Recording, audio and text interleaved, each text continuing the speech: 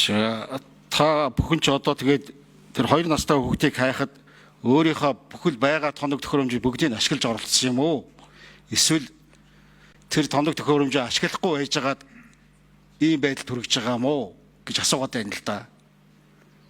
7 хоног хайсан байж штэ. Хэрвээ үнэхээр хэрэгтэй зөв зүйтэй тэр тоног төхөөрөмжөнд байгаад тэгээд 1-2 хоногийн дотор хайгаад олцсон бол ганц 2 км л байж штэ тэр чинь. Амийн аварч болох байлаа штэ. Тэгэхээр та нарын авч байгаа тоног төхөөрөмж ийм төвшөнд байна уу? Эсвэл байгаа тоног төхөөрөмжөө ашиглаагүй юм уу гэж тодруулаад байна л да би. Тэгээд энээс чинь дүгнээд та бүхний үүрэг гүйцэтгэх чадвар хангалттай хэмжээнд байхгүй байна л гэж дүгнэлт гарах гэдэг шүү дээ.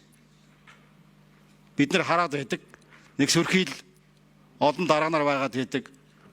Тэгээ улсын төсөв мөнгийг ингэ зарцуулаад байдаг. Хэрэгтэй юм авдаггүй. Хэрэгтэй ажиллаа хийж чаддаггүй. Ийм болчих гээд шүү дээ. Энийг л би лав тодруулаад байна. За нэмж тодруулъя. 2 номер ганц төмөр дарга.